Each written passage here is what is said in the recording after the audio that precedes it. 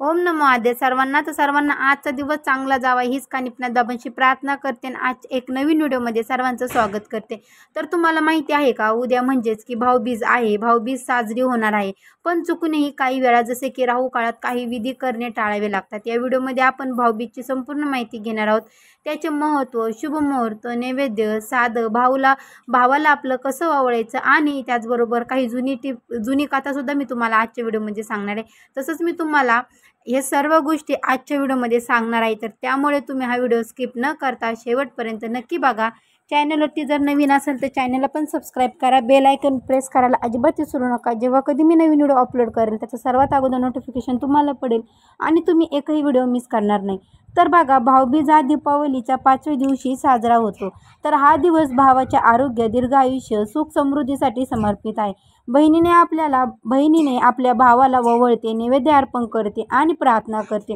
तर हिंदू धर्मामध्ये यमराजाने आपल्या बहिणी यमुनेशी खूप प्रेमाने केलेली भेट आठवून बहिणीने भावाला ओवाळल्यामुळे भावाचे आयुष्य लांबले आणि समृद्धी आली। तर त्याचबरोबर राजा हरिश्चंद्राच्या काळात भाऊबीज साजरी करण्याची परंपरा जिवंत होती। बहिणीने भावाचे रक्षण करत त्याच्या आयुष्यात आनंद आणला।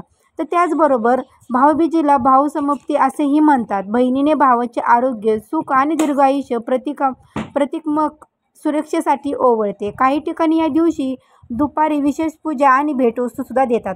तर त्याचबरोबर बघा, भाऊबीज का साजरी करते, तर भाऊबीज फक्त उत्सव नाही तर भाऊ बहिणींच्या नात्याची साजरी व आशीर्वादाचे देवाणघेवाण आहे। तर त्याचबरोबर बघा, भाऊबीजेच्या आयुष्यात नकारात्मक ऊर्जा आणि सुरक्षा वाढते आणि भाऊ बहिणीसाठी विश्वास, प्रेम आणि आदर दृढ होतो। कुटुंबात एकतेची प्रतीक म्हणून हा सण साजरा केला जातो। तर त्याचबरोबर काही कुटुंबात भावाला सोनं, चांदी किंवा थोडी भेटवस्तू दिली जाते। तर हे दिवस कुटुंबातील एकतेला बळ देतो आणि बहीण भावाच्या नात्याला कायमस्वरूपी प्रेमाचा अनुभव देतो। तर त्याचबरोबर बघा, तर दिवाळी चालू असताना सर्वात प्रथम वसुबारस, त्याचबरोबर धनतेरसच्या नंतर लक्ष्मीपूजनच्या नंतर दीपावली, पाडवा आणि मग भाऊबीज असते। तर भाऊबीज हा दिवस फक्त उत्सव नाही तर भाऊ बहिणीच्या प्रेमाचा, विश्वासाचा आणि आशीर्वादाचा दिवस आहे। योग्य मुहूर्त, योग्य वेळ आणि सध्या नैवेद्यासही केलेली पूजा भावाच्या जीवनात आनंद आणि समृद्धी घेऊन येते।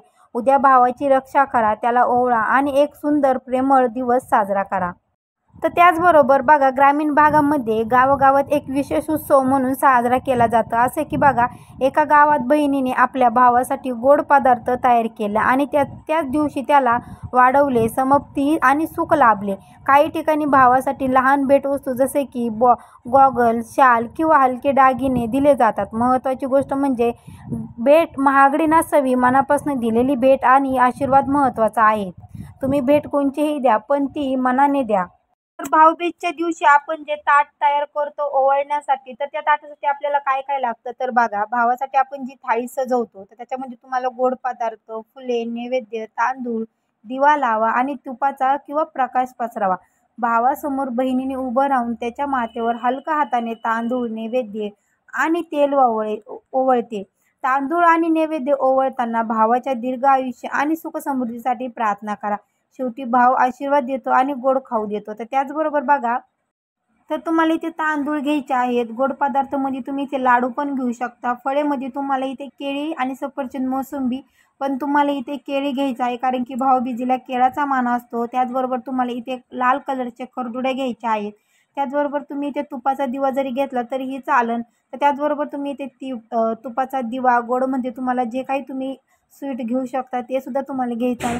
नैवेद्य जास्त किंवा कमी न करता मनापासून दिले पाहिजे। नैवेद्य साधेपणाने आणि शुद्धीने तयार करणे हे सुद्धा महत्त्वाचं आहे। तर त्याचबरोबर या दिवशी जास्त प्रमाणात काही भागामध्ये केळं आणि करदुडे, जेणेकरून ह्याचा मान असतो। जसं की राखीच्या दिवशी राखीचा मान असतो, तसं भाऊबीजेला केळ आणि करदुड्याचा मान असतो। भरपूर भागामध्ये असेल। जर आपण राहू काळामध्ये भावाला ओवाळलं तर काय होतं बघा, एका गावात असे मानले जाते की राहू काळात ओवाळणी केली तर भावाला तणाव येतो किंवा आर्थिक संकटे सुद्धा येऊ शकतात। त्याच्या घरामध्ये सतत किरकिर, त्याच्या लेकरं बाळांच्या सुद्धा शिक्षणामध्ये त्याला अडचण येऊ शकते, त्याच्या भविष्यामध्ये त्याला सुद्धा अडचण येऊ शकते, त्याचं दीर्घ आयुष्य सुद्धा कमी होऊ शकतं। जेणेकरून आपण ही चूक आपल्याला करायची नाही। त्यामुळे आपल्याला लक्षात घ्यायचं आहे की चुकूनही आपल्याला राहू काळामध्ये भावाचं औक्षण करायचं नाही आहे।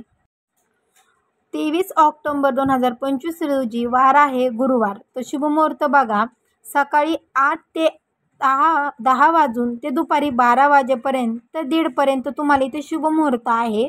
परत एकदा सांगते, शुभमुहूर्त आहे सकाळी 8 ते 10, दुपारी 12 ते 1:30पर्यंत तुम्हाला इथे शुभमुहूर्त आहे. तुम्हाला या शुभमुहूर्तामध्ये औक्षण करायचं आहे. तर त्याचबरोबर बघा, राहू काळ 10:30 ते 12. चुकूनही या काळात भावाची पूजा करू नका.